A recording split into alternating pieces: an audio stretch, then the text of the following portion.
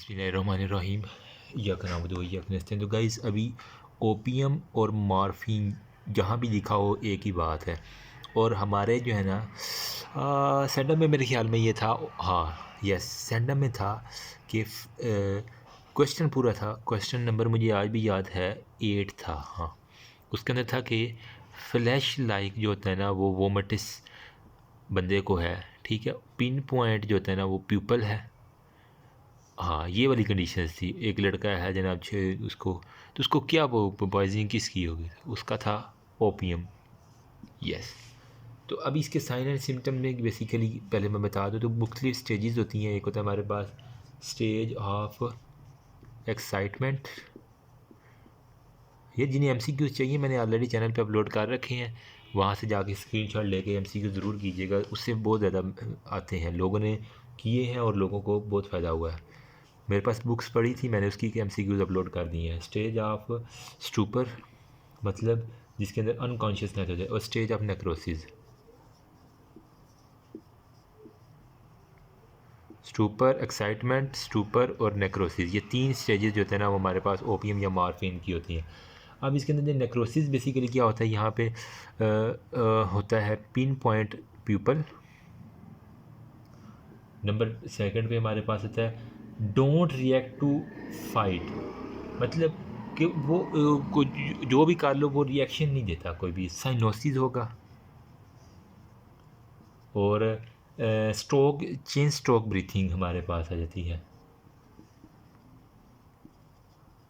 फिर हाइपोथर्मिया भी है, एक कंडीशन है हाइपोथर्मिया, कूलनेस जिसे हम कहते हैं।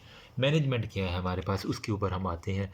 मैनेजमेंट में जनाब आपने एक तो गैस्ट्रिक लिवाज कर देना चुप करके उसका,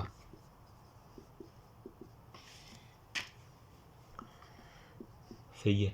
फिर क्या करना है, जो भी बॉडी है ना उसको एंटीडोट के ऊपर लगा देना है, ताकि ओपियम जो है ना उसका जो है ना वो असर ख़त्म हो। एंटीडोट आपको कौन सा है, नेलॉर्फिन। IV लगाना है इसको इंट्रावेस्कुलर में, ठीक है। नलॉर्फिन जो होता है ना आपने ये फार्मा के अंदर भी पढ़ा होगा। या फिर नलेक्सोन जो होता है ना, जो अगर ओपियम है ना उसके लिए, ये फार्मा के अंदर MCQ भी था। नलेक्सोन जो होता है ना वो ओपियम के लिए होता है ना, ड्रग ऑफ द चॉइस होता है। और बॉडी को जो है ना वो गर्म रखना है, वार्म रखना है, क्योंकि कोई ऑलरेडी हाइपोथर्मिया में जा रहा था ना, तो बॉडी को वार्म रखेंगे हम। फिर हम एंटीबायोटिक्स जो है ना वो यूज़ करेंगे। फिर हमारे पास सिम्टोमेटिक ट्रीटमेंट, जो जो सिम्टम्स आ रहे हैं ना उसकी जो है ना आपने ट्रीटमेंट शुरू कर देनी है, सही है। अब पोस्टमार्टम के अंदर जो है ना वो आपको जो है ना स्मेल ओपियम ही की आएगी, ठीक है। अब पोस्टमार्टम जब करें, ओपियम की ख़ास अपनी स्मेल होती है। अब इसको फेस जो होता है ना वो साइनोज्ड होगा आप बंदे का। नेक वेन जो होता है ना गर्दन के ऊपर आप देखेंगे ना तो आपको इनग्रोज्ड नजर आएगा, मतलब वो एक इतनी फूली हुई जिस तरह होती है ना, ठीक है, जाड़ होती है पौधे की, वैसे ही आपको नज़र आएगी। ओपियम जो होता है ना वो आपको मैदे के अंदर भी मिल जाएगा। लंग्स के अंदर जो होता है ना वो एडिमेटस हो जाता है, लंग्स जो होते हैं ना वो एडिमा से भर जाते हैं। एडिमेटस लंग्स जो है ना हमारे पास आ जाते हैं। फिर बॉडी फ्लूइड जो होता है ना वो डार्कर, सारे के सारे जितने भी बॉडी फ्लूइड है वो आपको डार्क डार्क नज़र आएंगे। और वोमिटिस जो होता है ना वो फ्लैश लाइक हो जाएगा, मतलब जिस तरह इसोफेगस के अंदर से कोई गोश्त का टुकड़ा नहीं निकल आता बाहर, बिल्कुल वैसे की इसकी कंडीशन होती है ओपियम की। अब इसके अंदर एक है उसने एब्सटेंस सिंड्रोम, वो क्या होता है ओपियम के अंदर, एक आपने देखेंगे उसने लिखा हुआ है एब्सटीनेंस सिंड्रोम।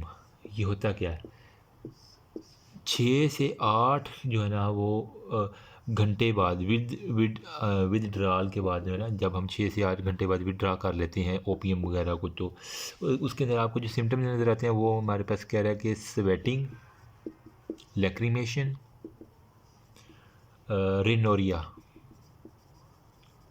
मतलब रनी नोज़ आपको उस पर। प्यूपल जो है ना वो फिर पहले पिन पॉइंट था, फिर अब प्यूपल जो है ना वो डायलिटेशन होगी, ठीक है। और हमारे पास जो है ना इरिटेबिलिटी होगी, एनजाइटी होगी, मतलब परेशान परेशान होगा, इरिटेबल होगा।